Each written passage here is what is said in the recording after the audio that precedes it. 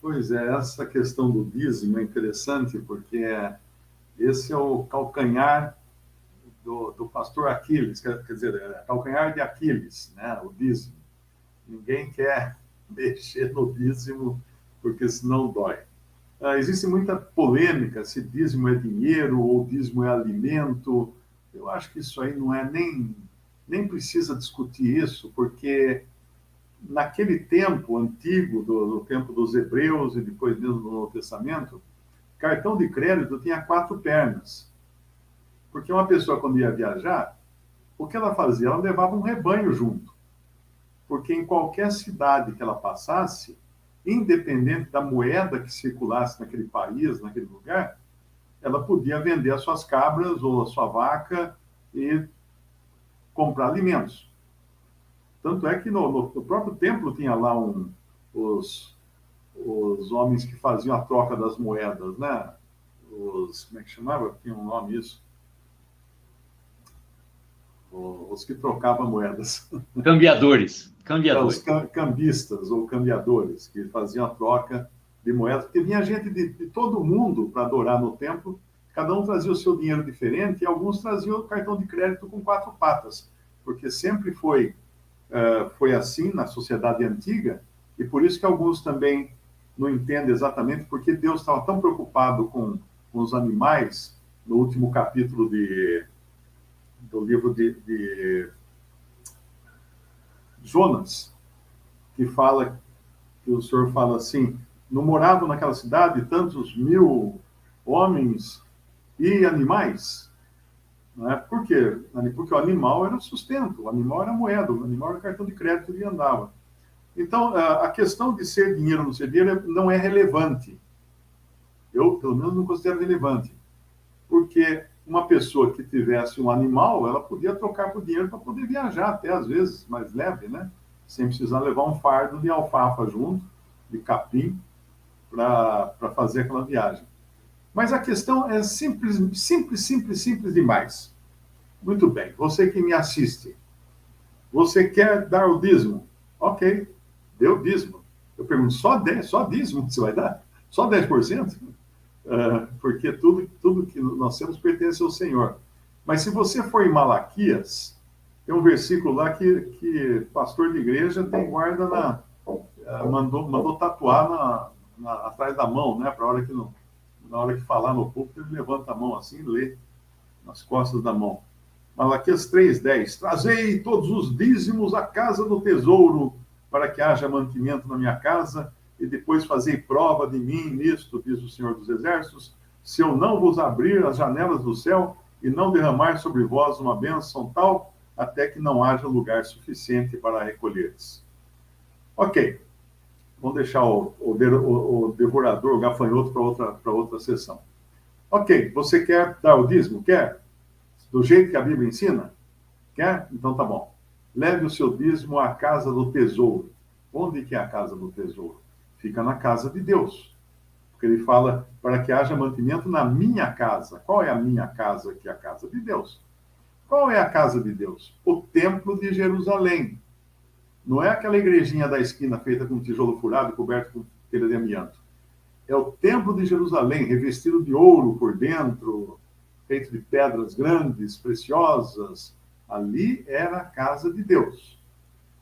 Como é que você vai fazer para levar o dízimo na casa de Deus? Se você for fazer isso, aproveita e levar seu filho também para apresentar ele no templo, né? Como alguns falam, não, tem que levar meu bebê para ser apresentado no templo. Tá bom, aproveita a viagem então para Jerusalém e procura lá o templo para apresentar seu filho no templo. Mas peraí, não tem templo mais em Jerusalém.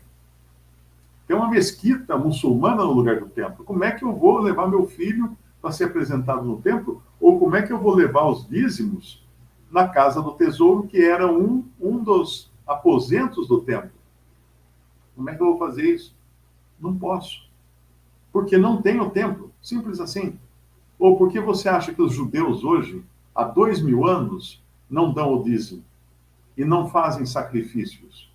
Porque não tem o templo. Então, tudo isso que tentam falar aí, que templo é a igrejinha ali da esquina, é um templo, e que é lá que faz tudo, que tem um altar, fala de altar. Meu Deus, altar é um lugar que matava o animal e queimava o animal no altar. Era esse o altar. Altar não era uma mesa bonita, assim, com flores e um vaso de flores do lado. Não. Para pôr a Bíblia em cima. Não. O altar era aquela coisa, aquela grelha, aquela churrasqueira tamanho gigante, botava os animais mortos lá e punha fogo e queimava os animais. Era o altar. Era ali. Então, veja o quão fake é a religião hoje que tenta usar a Bíblia para impor coisas como essa, guardar a lei, trazer os dízimos à casa do tesouro e etc. e tal. Quando alguém me pergunta se o Senhor anulou a lei, eu digo que não. O que Deus anulou foi o homem. Porque ali na cruz, Deus colocou um fim no homem. A lei tinha sido dada para o homem na carne, para o homem natural. Foi para esse que Deus deu a lei, para provar que ele seria incapaz de cumprir a lei. Quando Deus viu que não tinha condições de salvar o homem pelo cumprimento da lei, ele pôs um fim no homem. Como? Cristo. Na cruz, Cristo morreu encerrando aquela criação feita em Adão. Por isso que agora somos de uma nova criação. A lei ficou na outra, na velha. Não temos nada a ver com a velha.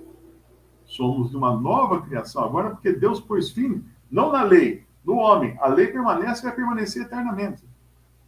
Como a própria Bíblia fala, que a lei nunca mais vai existir, não vai cair um tio, um J, um tio da lei. Mas o homem, sim, esse terminou. Os que creem em Cristo agora assumem aquela posição, são colocados naquela posição de finalizados, né? de fim, e feitos nova criatura, nova criação, na verdade a tradução melhor, lá de 1 Coríntios, 2 Coríntios, eu acho que é nova criação. Assim as coisas velhas já passaram. Eis que tudo se fez novo. Assim, aquele que está em Cristo é nova criação. Então, cadê a lei? Ficou lá, na velha. Ficou na velha. Cadê o homem? Ficou lá, na velha. O homem segundo Adão, né? Temos em nós ainda uma carne, infelizmente, e carregamos ela como se fosse um cadáver. E Paulo fala alguma coisa desse tipo em Romanos capítulo 7, quando ele dá um brado, depois de tentar seguir a lei, versículo 18 de Romanos 7, porque eu sei que em mim, isto é, na minha carne, não habita bem algum. Com efeito, o querer está em mim. Isso aqui é um homem nascido de novo. Mas não consigo realizar o bem, porque não faço o bem que quero, mas o mal que não quero, esse faço. Esse é um homem nascido de novo, que ele tem os desejos puros, mas a sua carne os leva a praticar os atos impuros. Ora, se eu faço o que não quero, já não o faço eu, mas o pecado que habita em mim. Acho, então, esta lei em mim, que quando quero fazer o bem, o mal está comigo. Porque, segundo o homem interior, tenho prazer na lei de Deus, mas vejo nos meus membros outra lei, que batalha contra a lei do meu entendimento, me prende debaixo da lei do pecado que está nos meus membros. Miserável homem que sou, quem me livrará do corpo desta morte? Daí ele dá o brado de vitória, né? Dou graças a Deus por Jesus Cristo, nosso Senhor. Assim que eu mesmo, com o entendimento, sirvo a lei de Deus, mas com a carne, a lei do pecado. E no capítulo seguinte, ele abre, portanto, agora nenhuma condenação há para os que estão em Cristo Jesus. O versículo termina aí, viu? Esse adendo que foi colocado não está nos originais, que não andam segundo a carne, mas segundo o Espírito. Ele vai aparecer em outro lugar aqui, mas relacionado a outro assunto. Porque agora nenhuma condenação há para os que estão em Cristo Jesus. Por quê? Porque eles morreram em Cristo. Morreram junto lá na cruz. Então não pode condenar um morto, né? Quando você condena um prisioneiro à morte, depois que morreu, não adianta chegar alguém e falar, vou pegar o cadáver e pendura na forca de novo. Mas por quê? Não, tem que ser morto. Mas está morto. Como é que você vai pendurar na forca? Não pode. E aqui no capítulo 7, tem uma história interessante aqui, quando ele fala no versículo 24, miserável homem que eu sou, quem me livrará do corpo desta morte? Ele está falando da sua carne. Eu li uma vez que existe algum povo nativo em algum lugar do mundo, na África ou no Oriente, que quando uma pessoa na tribo lá cometia um homicídio, eles pegavam o homicida, não matavam o homicida. Eles pegavam o homicida e pegavam o corpo da vítima, amarrava no homicida. Então ficava o homicida boca com boca com a sua vítima, o seu corpo. E ele ficava amarrado ali. E ele ficava ali, passando dias, vivendo com aquele cadáver encostado no rosto dele e apodrecendo. Apodrecendo, verme saindo pela boca, entrando na boca dele. Ele ficava assim, dias. Até que uma hora ele acabava até morrendo também, porque com as infecções, né, de ter um cadáver amarrado a você. Então essa era a pena do homicida, segundo a história que eu li em alguma tribo assim. Então, mas dá para dar uma ideia muito boa do que é esse clamor do homem nascido de novo, mas ainda não liberto, que não recebeu o Espírito Santo, que vai receber no capítulo 8 de Romanos. Miserável homem que eu sou, quem me livrará do corpo dessa morte? Graças a Deus, por Jesus Cristo nosso Senhor. Assim que eu mesmo, com entendimento, sirvo a lei de Deus, mas com a carne a lei do pecado. Então, isso aqui dá uma ideia boa do que a lei, e que não era dada para salvar de maneira nenhuma. Uma mensagem urgente para quem tem pressa, o Evangelho em 3 minutos. Conheça melhor quem é Jesus e o que ele fez por você nestes comentários de Mário Persona sobre o Evangelho de Mateus, em mensagens que você lê em apenas 3 minutos. Adquira agora sua cópia com frete gratuito para assinantes Prime Video. O link está na descrição do vídeo. Clique agora e garanta seu exemplar.